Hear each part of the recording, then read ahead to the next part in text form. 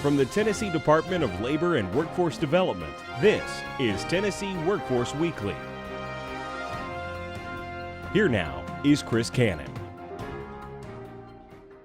Hi everyone and welcome to Tennessee Workforce Weekly. Today we are on the road in Franklin, Williamson County at the Department of Human Services Resource Fair.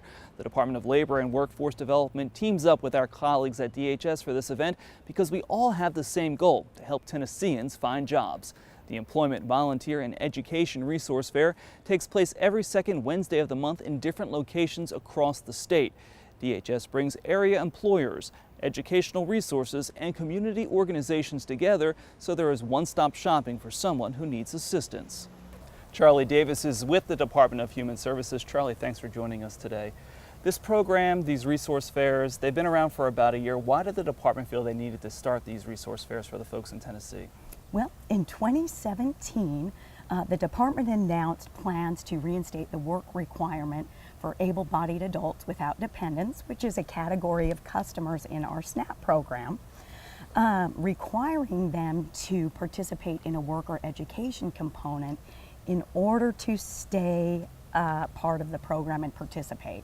So what we did is decided to travel across the state to make sure that we were providing education and employment resources, services to our customers who may be coming off the waiver, just so that they could avoid that fiscal cliff. So we've had some really great success, been all around the state, and we've just been able to partner with some really great employers, and also through the WIOA program, it's just been a great way for everybody to connect and communicate and really network to get those resources out. And it really is much more than a job fair. It actually is a resource fair. You bring in different resources, not just employers. You got it, exactly. Anything that could help a customer get on a path to self-sufficiency, either through education, job readiness training, and then of course, the final employment is what's needed to have a sustainable income for our Tennessee families. And of course our two departments work together here, and at many of these locations we actually have our mobile American Job Centers come out. Why did you feel that was a critical resource to have at the resource fairs? Well, if you've ever seen, and I'm sure everyone has seen how awesome these mobile career coaches are, it just is a great resource to be able to get out into the communities, and so that folks can come to a place that's not necessarily, our DHS offices or an employer, but really to communicate with all of the employers, education folks that are at the locations.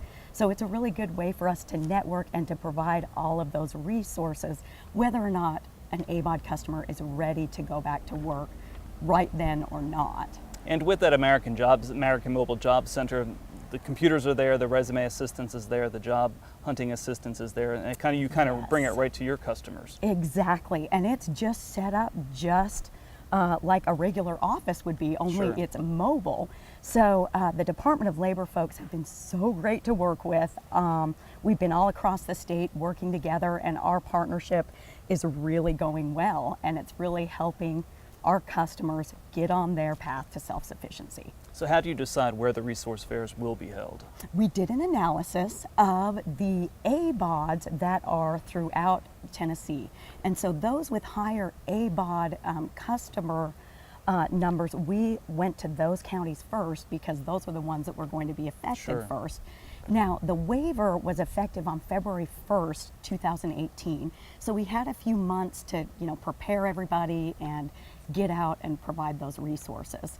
And you do have these resource fairs planned really almost through the rest of the fall area, because you still have quite a few places to go. We do 3 of these resource fairs a month, and so far we've done since September, we've done about 40 of these all around the state. Wow. So, keeping you busy. yes, exactly. And helping a lot of Tennesseans as well. Sure thing. All right, Charlie, thank you very much for talking with us today. I Thank appreciate you. it.